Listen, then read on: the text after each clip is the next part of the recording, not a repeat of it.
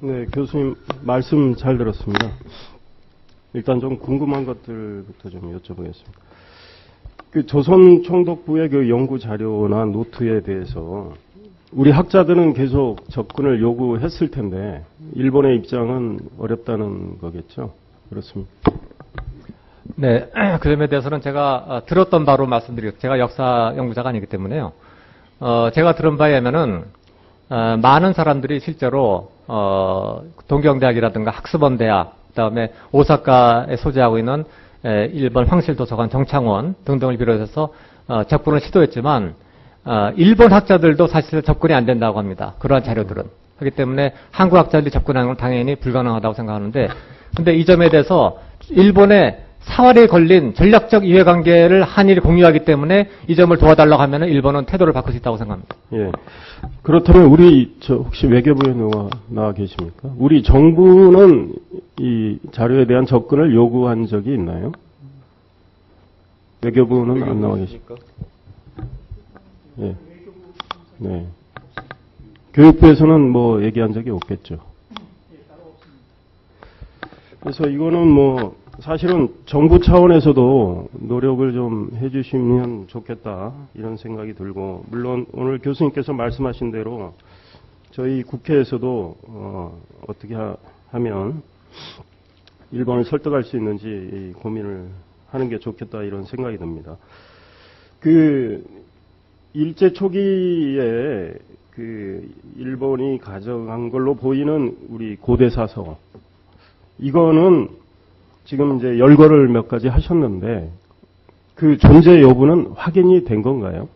일본에 있다라는 그 존재 여부는? 예를 들어서 저도 이제 책을 통해서 자료를 통해서 본 내용인데요. 외정 때 그 일본 황실 정창원에서 실제로 근무했던 박창화 씨라고 있습니다. 박창화 씨가 실제로 본인이 정창원에서 근무하면서 자료 분류를 할 때 상당히 많은 자료들이 일본 정창원 황실 이 도서관에 있는 걸 확인을 했고, 일설에 의하면은 지금 현재 그 내용이 신빙성에 확정은 되고 있지 않지만 화랑세기 등이 그 당시 필사해서 국내에 전해졌다고 하는 그런 이야기도 있습니다. 박창하 씨라는 분은 생존에 계신가요? 돌아가셨나요? 아마 돌아가시지 않을까 생각됩니다. 제가 그 이상 자세한 건 잘 모르겠습니다. 그러니까 그리고 이런 걸 열거해서 우리가 좀 보자고 요구했을 때 일본에서 네. 아니 그런 책 자체가 없다고 하면은 사실 참 어렵게 되는데, 뭐 이 문제도 역시 네. 정부가 좀 고민을 하고 노력을 해주실 대목이 아닌가 싶고요. 고려도경 원본에 대해서 네. 그 말씀을 하셨는데, 그러면 이런 사실에 대해서 우리 혹시 교육부나 외교부에 얘기를 하셨습니까? 그런 원본이 존재하는데 그 정부 차원에서 우리가 책을 볼 수 있는 그런 노력이 필요하지 않느냐 네. 이런 말씀도 하셨나요? 정부 쪽에? 네, 제가 그 자세한 말씀을 좀 경위를 말씀드리겠습니다. 제가 작년에 대만 국립대학의 교환 교수로 파견 나가서 연구할 당시에 이제 제 그 연구실이 대만 국립도서관 안에 있었습니다.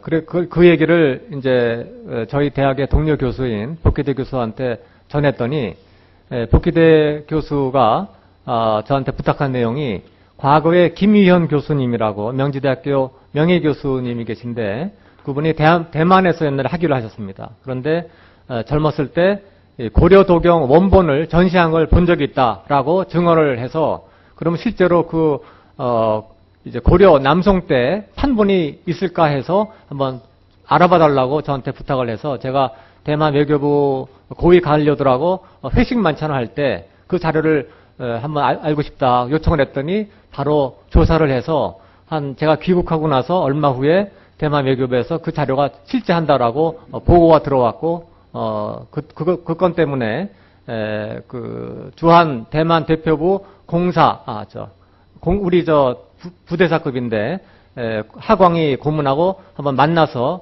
향후 협력 가능성에 대해서 의견을 타진해 봤는데, 대만 외교부는 전폭적으로 도울 의사가 있고 동북아 여사 특위의 의원님들께서 오신다면 대만 외교부 예산으로도 하겠다라고 했는데, 제가 봤을 때 그 이유는 대만은 지금 국가 생존이 위급한 상태이기 때문에 동북권정 같은 데 관심이 없습니다. 하기 때문에 충분히 대만 외교가 살 수 있다면 한국의 어려운 입장을 도울 수 있다라고 그렇게 얘기하는 것이 아닌가 생각이 됐습니다. 하나 궁금한 건 재미학자 이용범 박사님 네. 말씀으로 이제 인용을 하셨는데, 식민사학과 공통된 학설만 편향되게 교육함으로써 과장 변질된 북한의 사학 논리가 이렇게 하셨는데, 네. 북한의 사학 논리라는 게 어떤 네, 뜻인가요? 그 내용도 제가 전에 듣고 책에서 본 내용을 말씀드리겠습니다. 북한 사학은 주체 사학으로 변질되면서 김일성 왕조의 정당성을 합리하는 방향으로 많이 변질됐다고 합니다. 하지만 초기에는 상당히 민족주의적인 성향을 띠려고 그랬는데 후대 가면서 예를 들어서 모든 문명이 평양에서 출발했다라고 하는 식으로 이런 식으로 기술하는 내용들이 이제 북한 주체 사학인데, 하지만 또 북한은 반면에 국내에서는 인정하지 않고 있는 많은 사료를 자기들이 갖고 있는지 모르겠습니다만 인정을 하고 있습니다. 제가 여기도 리스트에 보여드린 태백일사라든가 북부여기 이런 내용들을 실제로 연구해서 논문으로 발표한 것도 제가 일본에서 한번 본 적이 있습니다. 네. 그 교육부에서 나오셨죠. 이 고조선 평양의 위치 비전과 관련해서 저도 우리 교수님 의견에 동감이고, 뭐 많은 특히 비주류 사학계에서는 얘기를 많이 하고 계신데, 우리 교과서에 과거에 소위 뭐 식민사관으로 보이는 그 소위 주류사학 입장만 이렇게 주로 실리고 있는 현실인데요. 이거를 교육부는 어떻게 시정하려는 노력을 하고 계신지, 또 그런 입장을 갖고 계신지 얘기 좀 해주시죠. 지금 한국사 교과서에 그러한 내용들이 실린 걸로 알고 있습니다. 그런데 이 문제에 대해서 이제 최근에 많은 학자들이 이견을 도출하고 있고, 또 이 부분에 대해서는 저희 해당 과에서 의견 수렴을 지금 준비하고 있고 또 진행하고 있습니다. 그래 이제 이번에 문이과 통합 교육과정 개정을 앞두고 있는데, 이것을 개선하기 위해서 한국사에 대한 그런 교육과정 개정에 반영을 할 계획을 갖고 있고, 또 한국사 교과서가 편찬이 된다 이러면 기본적으로 저희들이 그 한국사 교과서 편찬을 앞서서 뭐 이제 과거로 말씀드리면 검정 기준 혹은 집필 기준, 편찬상의 유의점 이런 내용에서 그런 요소들을 제한하거나 보충하거나 추가할 수 있도록 제안을 합니다. 이제 그런 쪽에 학자들의 의견을 좀 잘 수렴해서 정리할 수 있도록 그렇게 준비하고 있습니다. 예, 알겠습니다. 감사합니다.